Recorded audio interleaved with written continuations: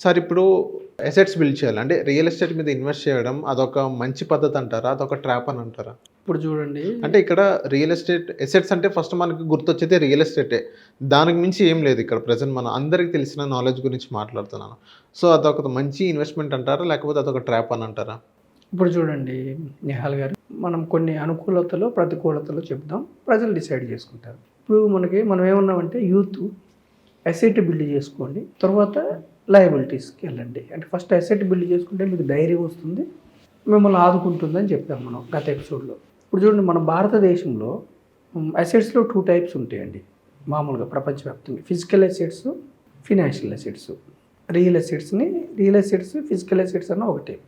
Financial assets అంటే ఏంటంటే FD కానీ, ఆర్‌డి కానీ, బాండ్స్ కానీ, స్టాక్స్ కానీ, ఇవన్నీ ఫినాన్షియల్ అసెట్స్.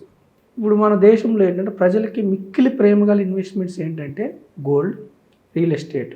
అవును. ఇవి చాలా ఇష్టమైన ఇన్వెస్ట్మెంట్స్ అనమాట, gold and real estate. RBI conduct చేసిన సర్వేలో మన భారతదేశంలో ప్రజలు 88% పీపుల్ వాళ్ళ యొక్క పోర్ట్ఫోలియోలో హయ్యెస్ట్ అలొకేషన్ గోల్డ్కి, రియల్ ఎస్టేట్కి ఉంది. అంత ప్రేమ అనమాట. వాళ్ళకి ఏంటంటే మ్యూచువల్ ఫండ్స్ అన్నా, స్టాక్స్ అన్నా, ఈక్విటీస్ అన్నా అంత నమ్మకం లేదు మన దేశంలో.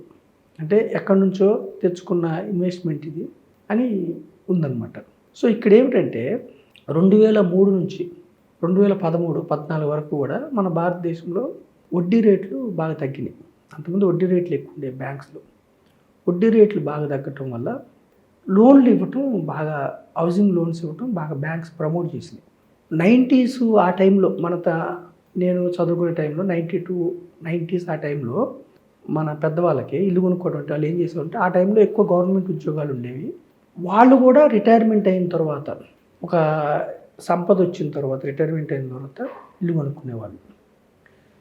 ఈఎంఐల ద్వారా వెళ్ళేవాళ్ళు కాదు. అప్పుడు ఈఎంఐ రేట్, వడ్డీ రేట్లు ఎక్కువ ఉండేవి. ఎప్పుడైతే 2003 నుంచి 2013 వరకు వడ్డీ రేట్లు తగ్గాయో అప్పుడు 90sలోనేమో బ్యాంక్స్ ఒక 60-70% ఇచ్చాయి ఇంటి మీద లోను. ఇక్కడ 2003 నుంచి 13-14 వరకు 80-85-90% కూడా లోన్లు ఇచ్చేవారు.